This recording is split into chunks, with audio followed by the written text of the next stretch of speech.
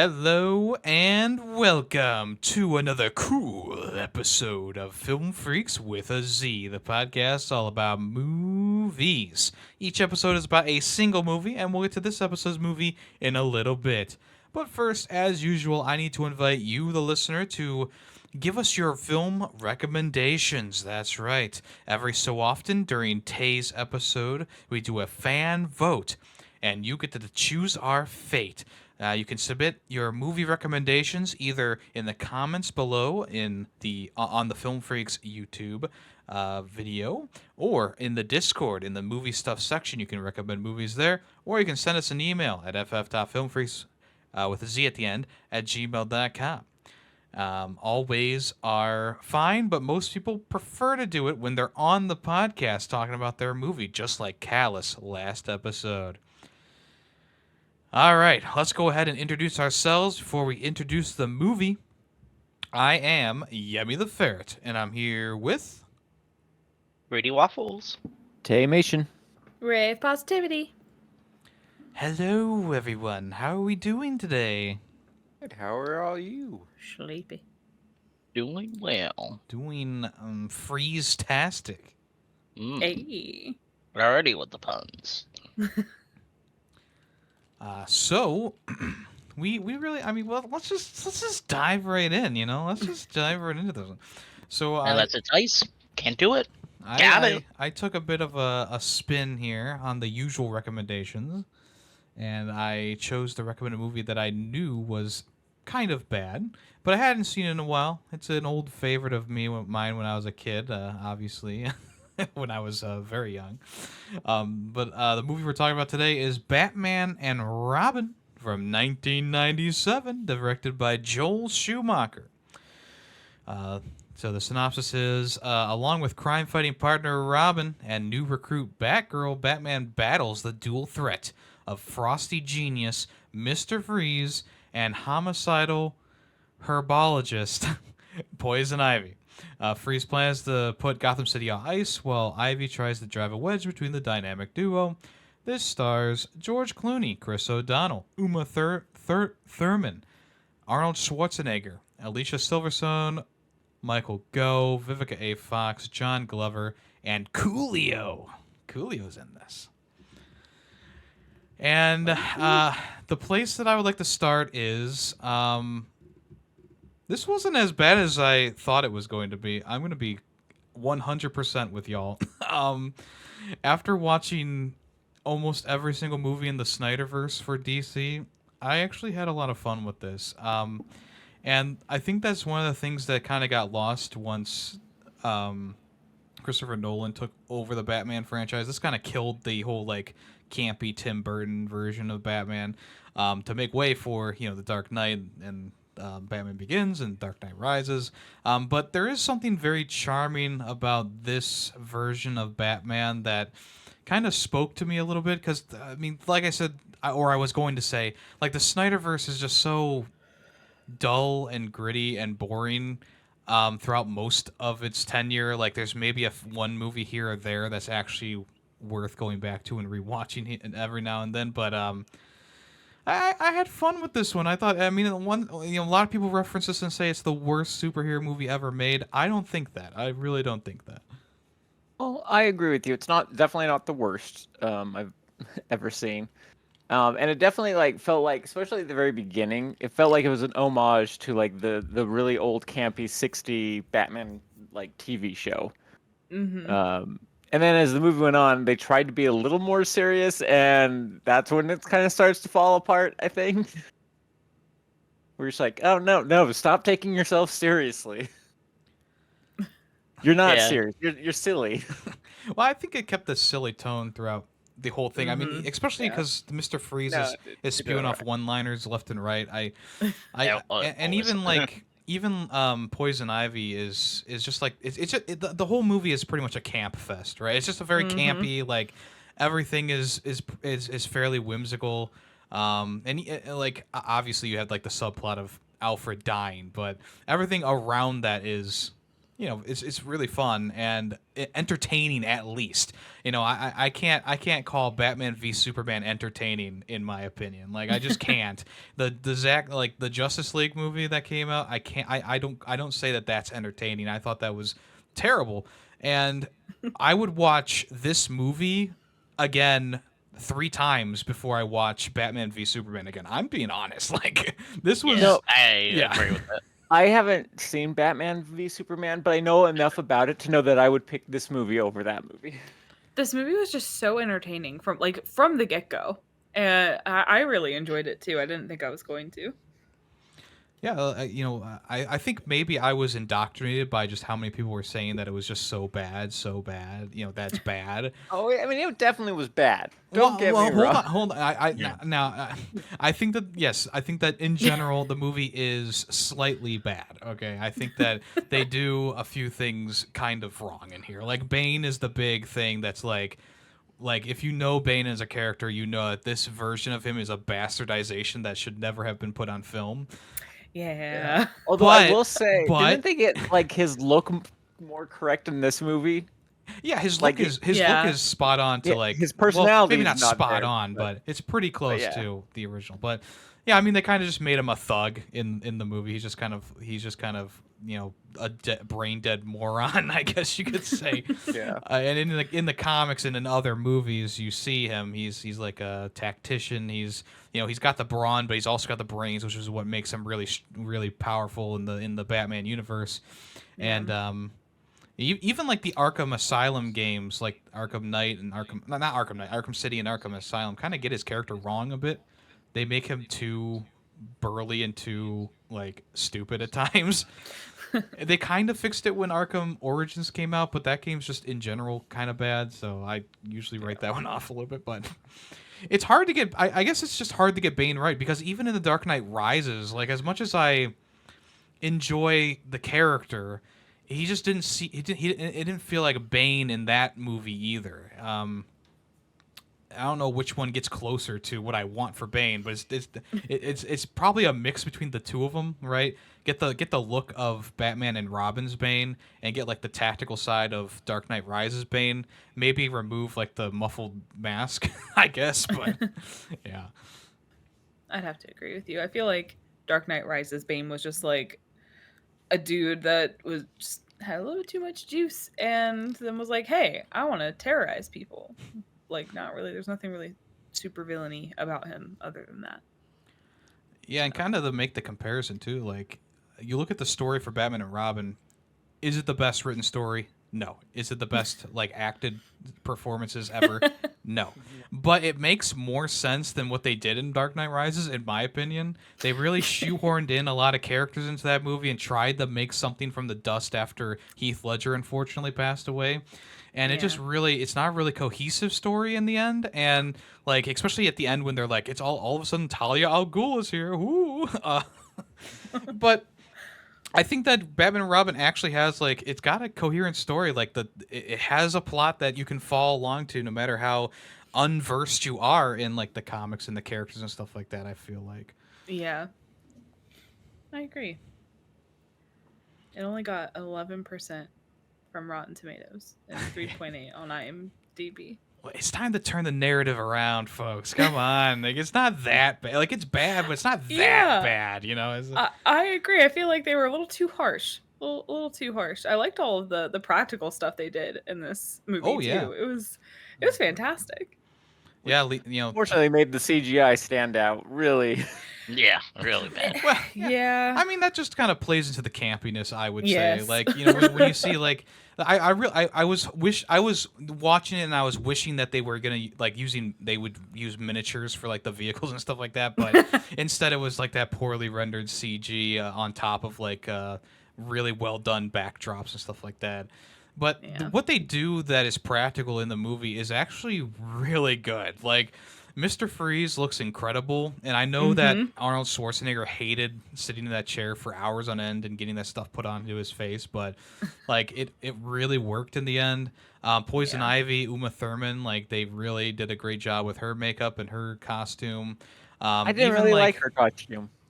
Like, oh, I loved it.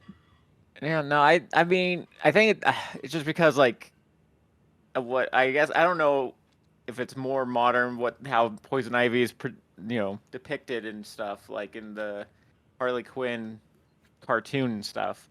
But well, even in the Batman cartoons, isn't she more green? Like her skin's Well, always green. she's completely green in the cartoons, yes, Yeah. and So I was in like, the and in the video games. They put all of their money for makeup into Arnold Schwarzenegger. I don't Yeah. even know because I feel like having Uma Thurman be completely green would be a poor decision in my opinion. Like I feel like having her look the way she does in the movie with the green clothes on is better than having them put like tons of makeup on her to do like a Mr. Freeze-esque green look. I feel like it would clash maybe Yeah. a bit too much, like especially when they're standing side by side, you know. In cartoons, you know, it's obviously not realistic at all, and they can kind of do what they want with shades and stuff like that. But I feel like if they had tried to spray green over her, I don't know if it would really work. Maybe they could do like accents around the edges or something like that to like just more. I mean, they did green. around her eyes a little bit, but yeah, a little bit. I think the makeup got more intense as the movie went on. She started to become Yeah. more makeup upped. Maked up. I will, for me at least, Poison Ivy was probably my least favorite part of this movie. Like I would agree with that. she just kind of felt a little tacked on. Like I mean, it's the same problem you have in like the Spider-Man movies, the original Spider-Man movies, where they kept just trying to tack on more and more villains in each movie, and by the third, you're like, do we really need 3 villains? I liked her. I thought that Batgirl was kind of stupid. Oh, Batgirl, yeah, Batgirl was a little stupid. Yeah. Too. And it just was weird. It was just like, okay, so instantly she just is good at all this. There was Which, literally like 20 minutes left of the movie, and she's like, "Oh, ta-da!" And it's like, no, yeah. like Oh, it's too I'm late here, for by the you. way. And I believe it was too much like gimmick of the, everyone thinks she's so hot, everyone wants to kiss her. It's like, okay, come on. Like, Yeah. hey, that's What? once too many times, you know? Well, I mean, it's the Poison Ivy pheromones. Like, Yeah. that's And the I whole- get, it kind of wraps up at the end with a good twist, but, well, not good, but, with the twist, I guess. rubber lips. What a twist! What's so dumb is he takes him off, and Frozen's like rubber lips, and she's like, ah, and she just throws him away instead of like could have kissed him. Yeah. Yeah, it's Right, like, he's yeah. 6 inches from you. Just kiss him again. He took him off. He's an idiot. He was an idiot throughout the whole But movie. still, I felt like gimmick was a little too much throughout the movie. It's just like, oh boy, here we go again. She's breathing down the guy's throat again. Well, yeah. I mean, that's kind of the character. You know, she. Yeah. It's Yeah, well, what's She a too little many times hoe. for me in this? She a hoe. she's like a Venus flytrap essentially. It's sweet smell, and then she kills you without in a second. I didn't think that it was too much personally. I thought that it fit the character. And going back to what Tay was talking about, I think the one character they could have axed from this, yes, of course, Batgirl could have been axed, but I mean, take out Bane. Like Bane is Yeah. not really Yeah. a factor. Like Poison Ivy could have had generic henchmen to help her, or a generic big henchman to help her. You could still do the super venom formula. Just don't have it be Bane. Have it be Yeah. just a thug. It doesn't have to be a main villain. Yeah. Because in the context of the movie, I think that the Mr. Freeze and Poison Ivy duo is a good one, and I think that how Poison Ivy tries to manipulate both Batman, Robin, and Mr. Freeze does work pretty well in the movie. Like she, removes the plug from Nora Freeze's chamber and blames Batman, so the team up with Mr. Freeze becomes more tight, and then she stupidly, says, "When I pull the plug on Lady Freeze," like, all right, come on, but I think that And Batman just got in a general perfect like perfect angle. recording of it. Yeah, Recording. perfect angle and everything. It was amazing. What are the chances? But yeah, going back a little bit, with the costume design, I thought the city also looked really good. Like Gotham City, as in general, looked really good. Yeah. And that's a thing from the other Burton Yeah, I'll movies. say that was Joel definitely Schumacher and Burton worked on Batman Forever, and then Joel Schumacher took over completely for this one, and they kept the Burton-esque look from the original Batman movie from like 1980 something to that it just kind of went throughout the entire run of these movies, and it's one of those aesthetics that I really miss from Gotham. I feel like Gotham nowadays, it's like, oh, it's it's Pittsburgh, or oh, it's New York City. It lost its uniqueness somewhere along the way. And I know during like the Snyderverse, they tried to kind of get some of that gothic kind of look back to it, but it just never was as effective as these movies. Like if you just cut out all the other stuff from all these movies, you get a really cool looking city with tons of statues and freeways and just a lot of thick atmosphere in it as well. And this one still does a good job with that, especially with like some of the shots where like the Batmobile is chasing Mr. Freeze's little truck, or they're going through like the streets. Say what you want about the design of the vehicles and the CGI at those sections. It's the backdrops that are pretty impressive still. Yeah. Although I will say, Mr. Freeze's hideout. That's like, I mean, that's clearly a criminal den. Why hasn't anybody like done anything about it? I mean, you could say that about any of these movies, because like even It's like true. the Riddler's hideout is like this big. I remember being like this like, or maybe it was the Two-Face's hideout. It's like a big cathedral or whatever, and it's like, and half of it is burnt and half of it is like, I wonder which villain's there. Half of it's burnt. Like I don't know. Penguin, hands Yeah. down. It's Catwoman's hideout. I knew it. And that might just be like a Joel Schumacher thing, honestly, like having the hideouts be so obvious. Because when Tim Burton did his movies, like the Joker's hideout was just like a place, and It the was same a thing with like warehouse. Penguin just lived at his house or wherever in the zoo. I lived in the sewers. I think. And Catwoman had just a normal apartment. Like if I think if Joel Schumacher had directed like the original Batman, like Joker would have been in like in the carnival, and there would be a big Joker face and whatever. I just feel like it would be like super No one will bombastic. find me here. A literal sign right out front. The Yeah, Joker is Joker's doing bad hideout. things right here. It's like Arkham City, where each like of the main villains like areas are very like uniquely designed towards and geared towards them. In a video game, it kind of works because it's like, there's Penguin's hideout, there's Two-Face's hideout. In a movie, you kind of start to think about it a little bit more. And then the other thing, I guess my main criticism really for this movie, like I have some things that I don't like about this movie for sure. But the one thing that really was irking me by the end of it was how the movie was written. It was pretty much just written around one-liners, essentially. And I know Mr. Freeze is a huge meme, but I didn't realize how many other characters also just threw out one-liners left and right. And really, that was the crux of the dialogue, honestly. Yeah. Yeah. Oh, and then there was Bruce Wayne's like love life subplot that didn't go anywhere. Yeah, she just randomly leaves after he calls her Ivy on And you accident. see her again at the when he's at the party for the telescope.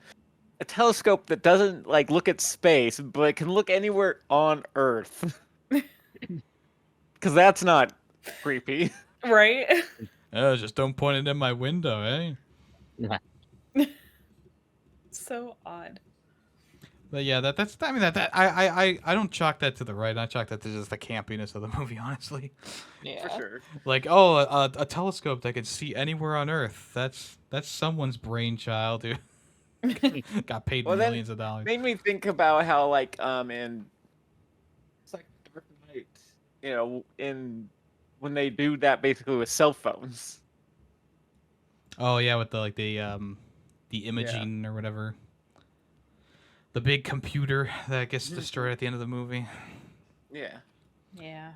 At least that's cool though. Like a giant telescope isn't particularly cool in my opinion. Although it does get cool when Mr. Freeze takes it over. So. Dad jokes. No, I think it's hilarious because I watched this movie literally yesterday and forgot that he had like a side piece that like wanted to marry him, and he was like, "Meh." Well, they'd only been together for like a year at that A point. year. And Yeah. it's kind of crazy, I guess. But I've known you forever. I want to be with you forever. Shut up, Ivy. Like, girl, bye. I really like the some of the wacky sound effects that happened in this movie too. No. Like one of my favorites is when he pulls out the credit card, the Batman Forever credit card, and it does like the cha-ching. He pulls it out and he's like never leave home without it. Which I guess, I mean, after I initially had finished the movie, I was in my mind like, why is there so many like random gizmos and things like the credit card, the buzz saw, the ice skates on their shoes when they didn't even know that it was Mr. Freeze. Like, what's with all these like random gadgets? And then I remember like, oh yeah, well the '60s movies were all about that too. Like just having random spray that repels sharks and having random things to help them at any moment, at any notice, at any moment. So I guess it kind of I don't know if it intentionally harkens back to that, but I can connect the dots at least. Yeah, and that's definitely like gave me, because especially at the beginning, there was just a lot of that, and it continues throughout the movie. But that was definitely like, okay, this better be like an homage to the early '60s and not just Joel Schumacher going, shit, they need this right now, or how are they gonna get out of this? Well, I know, they have a gadget for it, of course. The only thing that was missing was like the comic, like, pow, bang, slap, wham. Yeah. And really, I mean, that first opening segment is such a good action scene too. Just like even out of the context of the Batman and Robin movie, it's a pretty good action scene. The rest of the movie doesn't really hit that same level of like excitement in terms of action. I mean, the rest of the movie is fine in terms of action, but that opening scene really sets the bar high. It really does. With the ice skating and the Mr. Freeze throwing out like all the different stuff and freezing things, and that's also another thing that I want to mention, like the people getting frozen. I mean, even though some of it's CG, like there's some good practical stuff in there as well when they're frozen and whatever. Yeah, I was pleasantly surprised at most of the practical stuff that was in the movie. And like the sets too, like the sets were like the dinosaur actually crashes down and destroys the set and stuff. It's pretty cool. Yeah, I was. Although that one-liner bugged me. It's like, what killed the dinosaurs? The Yeah. Ice Age. That's not what killed the dinosaurs. Were you there, Tay? Yeah, I was. I used my time machine. I and saw looked it that up. Disney movie. Okay. Aw.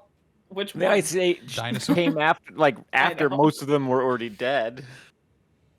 I mean, it probably did kill some of the dinosaurs. I'll give you that, sure. Didn't kill the alligators or the crocodiles No, or birds, or or most mammals. well, mammals aren't dinosaurs, so. Well, dinosaurs are just a big L. They took the big fat L and they couldn't survive in cold climates. So fuck them.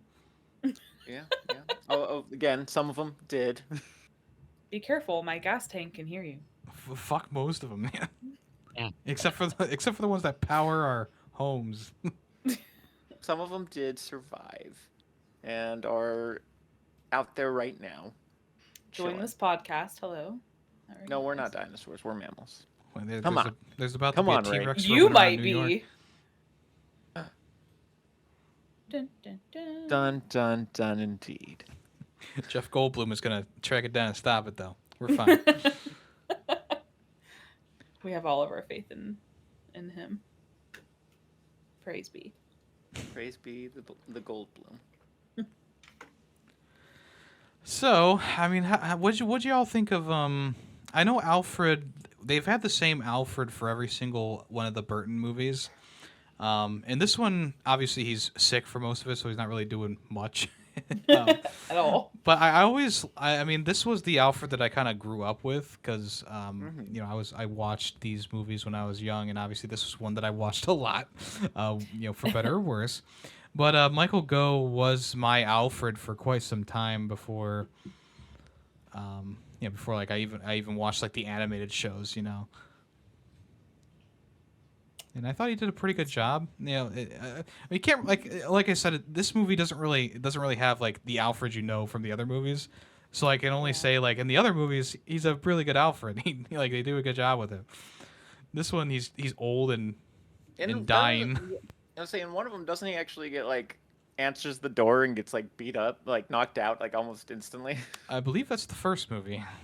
Yeah, Because the Joker shows up at Bruce Wayne's mansion. And that's right. And I still don't forgive him for that. How dare you? what did y'all think of the close-ups on nipples, butts, and Oh, breasts? Oh my gosh. Also, just why does the bat suit have nipples? Well, yeah. Like I know Why that's not? it's a big Don't thing. you have Everyone nipples? asks that. No, I don't. Oh.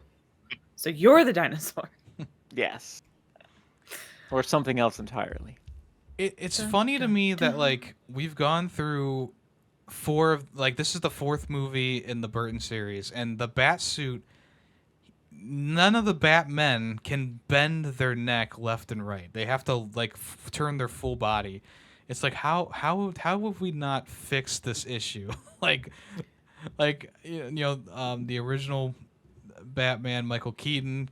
He had when he wants to look left and right, he has to move his entire body. Val Yeah. Kilmer, same thing, he has to move his entire body. And now George Yeah. Clooney has to move his entire body to look left and right. And there was that part where Bane throws Batman into like the flour bags or sandbags or whatever they are, and Poison Ivy's like next to him, and you can tell like he's really straining to try and look at her.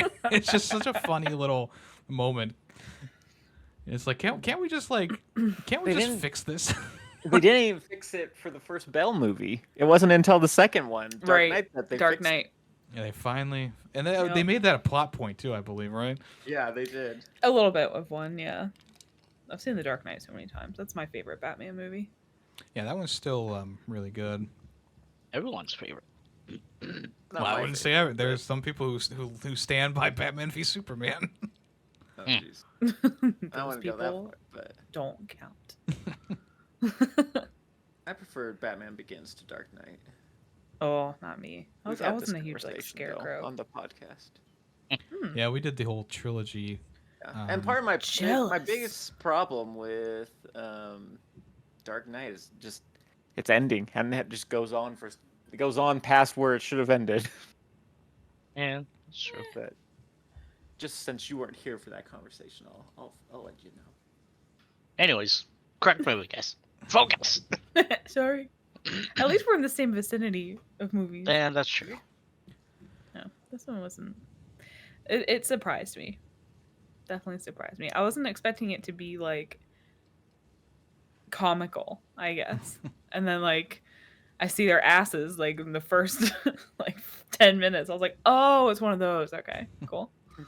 Nice. Yeah, it's a fun little dive into like the old version of Batman. The Batman honestly, we'll probably never get this Batman in live action at least. Like a lot of times like the animated movies, they'll kind of do some wacky things, harken back to the old times. Like they recently did like a animated Batman like 66 movie that was like a lost episode, and or a lost movie script that they animated and had Adam West and stuff do the voices for the characters, which was really cool. It wasn't great, a great movie, but it was still pretty cool. So I could see them doing like an animated version of like a sequel to like Batman and Robin or something that's just super, campy and out there. But I don't think we'll ever see like this kind of Batman movie ever again.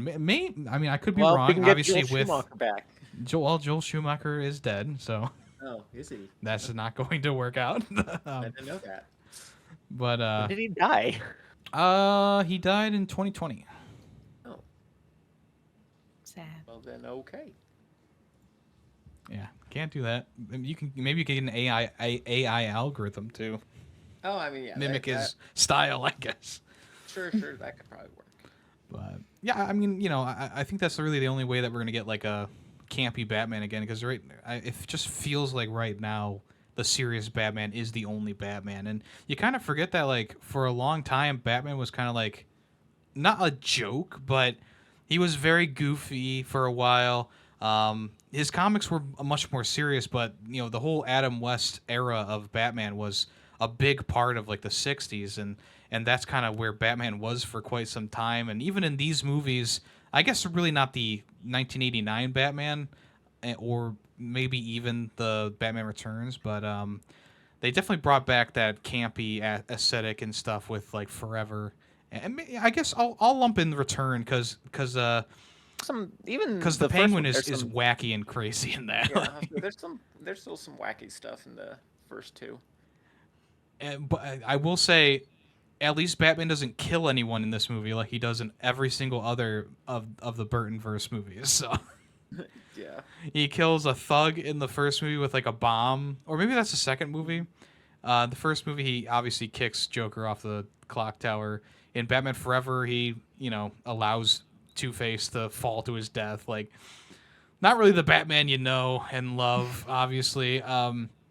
This movie was the first one, I think, in the entire quadrilogy that he actually saves, or at least doesn't intentionally like let anyone die in here. Like even the villains, like in all like the other Batman movies, Two-Face dies, Joker. Oh, here's some major spoilers for you guys.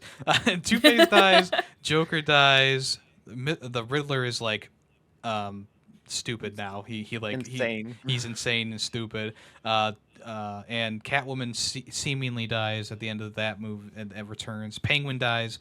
So this is like the one movie where like really no like the villains don't die. I mean, you can kind of infer that like Mr. Freeze kills Poison Ivy at the end of the movie, which doesn't make any sense either. Like that he just has his suit and he can be put into into Arkham Asylum with her. It's like, why would you do that? But you can infer that maybe she dies. Yeah. They don't show it though, so it's like, okay, well, you can kind of just think about what might have happened. I don't know. Yeah. Yeah. Hold on. I mean, you can keep talking. I'll be right back. Okay. Yeah, this movie also has like a breakneck speed to it as well. Like, there's really no downtime besides from when they're talking to Alfred and it's sad, right? Like, it's just a very fast-paced action flick that really does not stop for anything. Like, as soon as they introduce like the Batgirl character, she's riding motorcycles, and you have the whole sequence with the motorcycle gang, and they're just I think that the action had an adverse effect on the movie itself because there's not those moments of like, oh, here's Bruce Wayne and he's dealing with being both Batman and Bruce Wayne, but like they did in like the first and second movies, and even a little bit in Batman Forever, they started to lean away from that, where it's mostly just Batman on the screen. And this movie kind of did away with Bruce Wayne almost entirely. And the funny thing is, like, I think George Clooney could be a good Bruce Wayne. I don't think he is in this movie per se, but he could have been a good Bruce Wayne if given the right direction and maybe a different haircut. I don't think he's a good Batman at all. Like, I think that his Batman is not good. I think Val Kilmer had a pretty good Batman, and of course Michael Keaton had a good Batman as well. But the George Clooney Batman just ain't it. And it's just one of those things. It's like, if we could get like, Michael Keaton's Batman and George Clooney as Bruce Wayne, I think you kind of have like, and give him the right direction, I think you got like a good duality there. But that's just not how it is. Yeah, I'm with you there. I like. Have you seen the newest Batman with Robert Pattinson? Yeah. Yes, I love that movie. I really enjoyed it. I was not expecting to either, but I liked the way that they went back and forth between his like troubled soul as Bruce and then back to Batman. I really liked the balance that they did there with him and with oh my gosh, Christian Bale's Batman. But this one, I was like, I don't know. It was interesting. I like the way that they did it this way too, but seeing George Clooney just be Bruce Wayne, I was like, that's not my Bruce. That doesn't. I like forgot. I was like, oh, who is he? Oh, duh, he's Bruce Wayne. But no, he's not. Like, I don't know. I had very mixed feelings about him as Bruce. Yeah, the Batman, the new one with Robert Pattinson, really dived into the character of both Bruce Wayne and Batman. Kind of like how like the first Batman 1989 movie did with Michael Keaton's Batman. They also did like this, he's trying to be Bruce Wayne and Batman. It's not just Batman, right? And Right. in this movie, it seems like Batman has essentially just taken over his life, and it's now taken over Robin's life, and it's going to take over Batgirl's life here. Like, it already does kind of take over her life at the end of the movie. And I never liked that idea for the character because it is like two separate characters in one. It's almost like a bipolar character, right? You have Bruce Wayne, who's Yeah. like a suave dude who has tons of money and he gives to charity and whatever. And then you have Batman, who beats up people and puts them in the hospital, and he fights, these crazy villains. And the Batman does a great job of really combining those two aspects of the character, where it's like, it's still kind of dark and moody. I mean, he's listening to freaking Nirvana, "Something in the Way" at the beginning of the movie, Yeah. but I think this movie just kind of drops the ball in that aspect. I do too. But there was so many other things going on. It's like they didn't need to. Like they didn't need to like focus on just Batman. Like there were so many other aspects. Yeah, to the they got movie. too many characters in this movie to focus on like a Batman centered thing, which is why like Yeah. even like the divide between Robin and Batman, where on paper it's a good idea to have Poison Mhm. Ivy split them apart. In actuality, in the movie, it's really quick and they're arguing at one point, and then in the next scene they're like walking together and having a conversation normally. Yep. Oh man. How are we gonna move this plot along? They just had an argument. Well, we'll just have them talking upstairs like normal and see where it goes. Which I think is like that makes sense too. Like that's just their relationship, Like they can be at each other's throats at one end and then, turn right back around and be like, "Oh, hey, pleasant conversation." I feel like I see that a lot in guys. I don't know. Yes, that indubitably. Indubitably. Well, Fun. is there anything else y'all want to say about Batman and Robin? And Robin? And Is the dude that played Robin, like, is he relevant? Yes, I feel bad for saying that, but like, yeah. He just didn't look familiar to me, and it like kind of it made me sad. Few movies around this time, but this movie I think is pretty much what ended his career. Oh. Whoops. Well, that and he played the main character in the Max Payne movie, which also was not great. So Yeah. he had a very bad agent, I guess you could say. I mean, hopefully he got paid for, paid good money to do the Batman and Robin and Batman Forever movie, but Yeah, did this movie make money? Like, did it at least break even? I believe it was a flop. Was it? Certified. even when it came out in '97. I believe Yeah. so. We can look up the box numbers.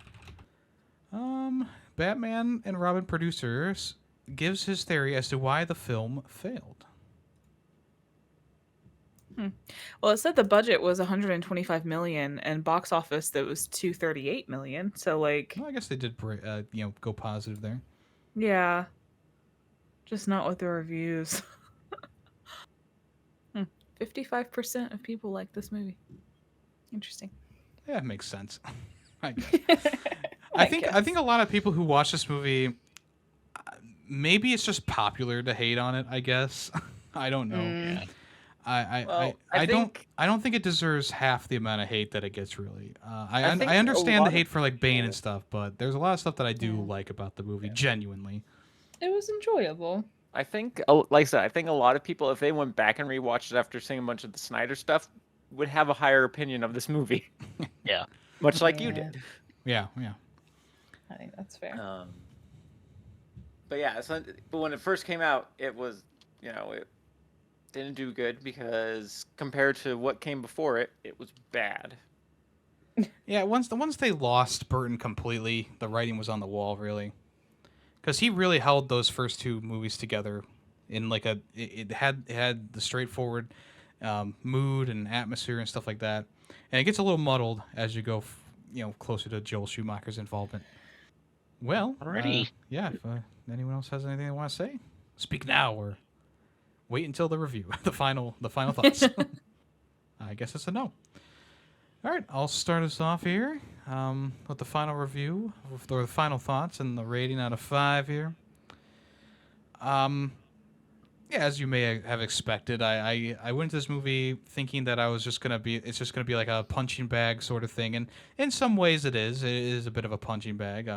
It kind of skirts that line of like so bad it's good, and also like so bad that it's just genuinely bad, right? But I think it does some things relatively decently, and of course there's other things that are bad, like we've already mentioned. Like obviously Bane is the big green thumb in the room, like that he should have either been axed from the movie completely or reworked or whatever.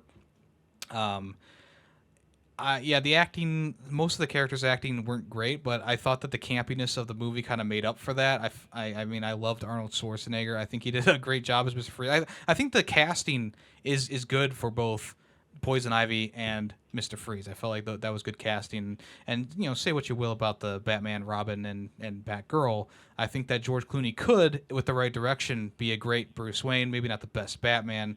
Um, but that being said, I definitely would watch this movie over almost anything in the Snyderverse at this point. I mean, I was trying to think of like what movie I would prefer to watch over this one in that universe, and I mean the only one that comes to mind is the only one that was done by James Gunn, and it's not really even a part of the Snyderverse, which is the Suicide Squad, which is like the sequel to the original Suicide Squad. So, and that's like not even gonna be canon anymore, so it doesn't even matter. But yeah, I think this movie gets a little bit too much maybe hate. I think that I think it's just kind of bad. It's not like super terrible. It's not the worst superhero movie ever, at least anymore. And I just had fun with it, you know, and I think that's the main thing that drives my rating is I had fun while watching it. It was speedy, it was entertaining, it was funny, and I think there was some good things inside this mixed bag of bad writing, but also super high campiness and fun backdrops and stuff like that, action sequences. So, in the end, I gave it a 2.5 out of 5. All right. Yeah, I agree. Everything. It was a fun movie. It was really fun. I actually enjoyed, some of the one-liners, and I don't know, they're just so dumb and quirky. They were fun, I guess. I don't know. And maybe I am giving a little bias because I went into the movie like expecting it to be bad, so I'm kind of like, eh. So I don't know. It's just my opinion.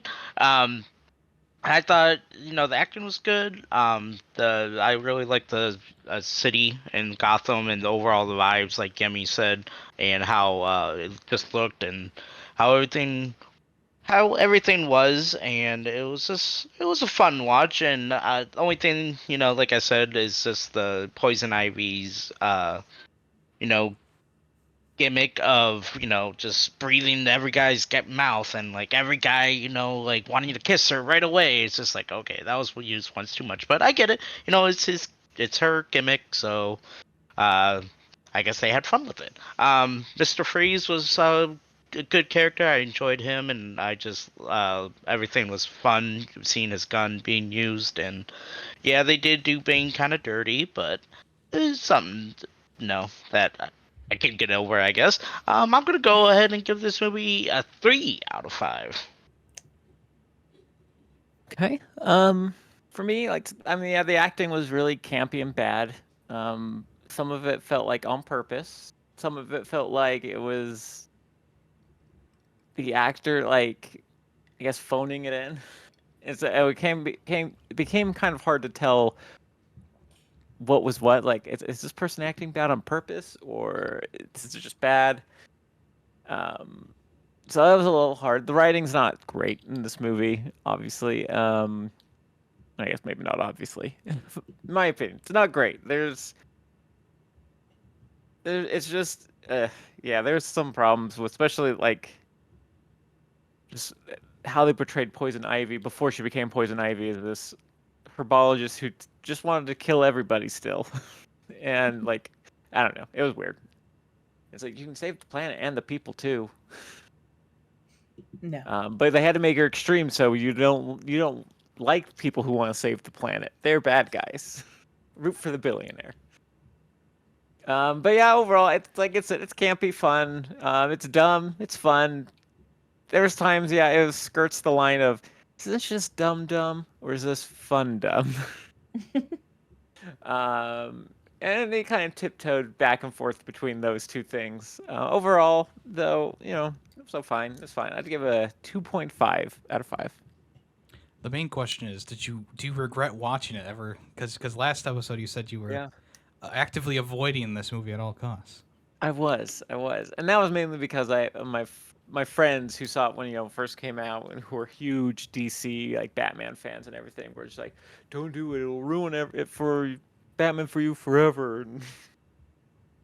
So that's Did it? Do you still? Yeah, did it? Did it? No, Yeah. no. I was just like, okay, yep. I'm actually probably glad I saw it because now I can be like, now I'm in on the joke. There you go. See.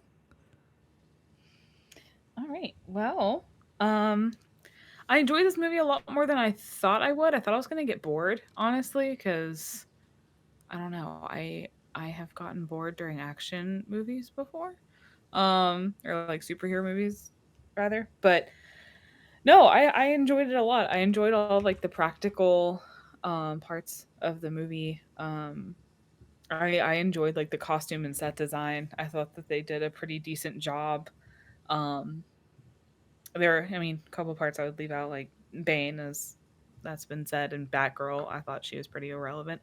Um, but overall, it was a decent movie. I think people are a little bit too harsh with it. I was thoroughly entertained, so I'm gonna give it a 3 out of 5. All right.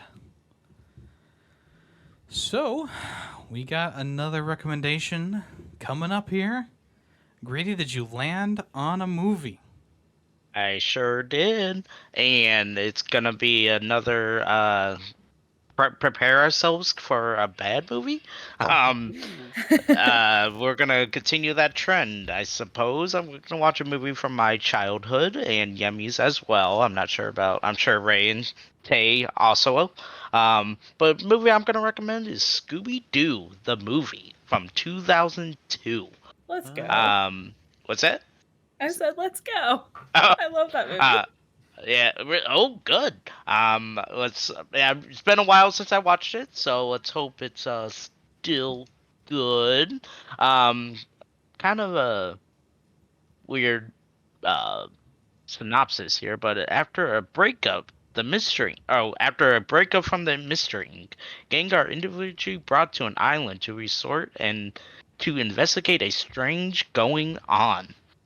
That's such a weird title, like such a weird synopsis. So, pretty much the gang broke up, and now they're all coming back to an island, and they don't know that they're all being met there. So, directed by Raja Gosnell, it stars Matthew Lillard, Freddie Prinze Jr., Sarah Michelle Gellar, yeah, Gellar. Geller. Who else? There's a bunch of Linda Cardinelli, and others. So yeah. Awesome. I like Linda Cardinelli. And it's available to watch on Paramount Plus and Amazon, renting, YouTube, etc. as well. So if you, the listener, don't want to be spoiled for Scooby-Doo from 2002, make sure you watch that before the next episode comes out in 2 weeks, folks. 2 weeks. Velma from this movie was my childhood crush. Oh yeah, I'll put that right out still there. my. I'll say still my crush. Oh. I have many crushes though, so it's not like it's an impressive feat. Am I one of them, Tay? Of course. All right. And also, this is a defining role for Matthew Lillard, who strained his voice to get the Shaggy voice just right. Well, didn't he become like the voice of Shaggy in the cartoon after this? He sure did. Isn't he in That's one what of I the said. Ventures? In Garden Galaxy? And No. No? No, he's not in any of those movies. Although Lillard, or how are you saying? Oh wait, dude. No, I'm thinking of Linda. My bad. I'm thinking of someone else. Yeah. Also, Linda Cardinelli is in Avengers 2. She's Hawkeye's wife. So yeah, if you don't want to be spoiled for that, or if you want to join the conversation, make sure you watch Scooby Doo before the next episode. And once again, 2002. I know there's a lot of movies, so 2002 movie. Yeah, 2002. There's a lot of Scooby Doo movies. Most of them are animated, so. But there's like only I mean, if I'm looking at this right, there's only like 2 live action Scooby Doo Yeah. movies. Three. There's another one called Scooby Doo: The Mystery Begins. Looks like that's live action as well. But yeah, make sure you watch the right one, because you don't want to accidentally watch the second one for whatever reason. Yeah, don't do that. I think it'll be Be easy to embarrassing. remember. Scooby Doo 2002. And of course, No. if you want to suggest your movies for the fan vote, we do it every like 4 episodes or 5 episodes with Tay's episode. Make sure you get your recommendations in before that episode airs. You can send us an email, like I said, comment on YouTube or whatever. It's up to you to decide our fate. Did Callus ever email you? You know what? He didn't. He didn't email me. No. Wow. Wow, he lied. Yeah. He's a lying liar, and I don't like him anymore. He's never allowed on. Never allowed back on. Yeah. Ruh-roh. Y'all are harsh. Gotta be. Does anyone have any small recommendations for this week? No, I actually don't. I have a small recommendation for a game, which is Ooh. Burger Time, one of my favorite arcade games. I recently played the Game Boy game that is on the Nintendo Switch Online service, and that one's pretty fun. It's kind of bizarre. There's like the final cutscene is like the chef getting stripped down naked, and you can see his like ass, and he's like waddling around. It's kind of funny, kind of bizarre, but it was actually really good. I actually really enjoyed it. Nice. Pretty fun game, and I love Burger Time. Burger Time is one of my favorite arcade games, next to like Metal Slug. So definitely, if you haven't played Burger Time, you're missing out. Burger Time. Okay. Are you gonna get the Hell's Kitchen video game? If you buy it for me, there you Alright. All right, folks. I am Yemmy the Ferret, and I've been here with, Greedy Waffles. Taymation. Ray of positivity. and we are Film Freaks with a Z. Thank you for listening. Bye-bye. Bye-bye. Bye. Bye.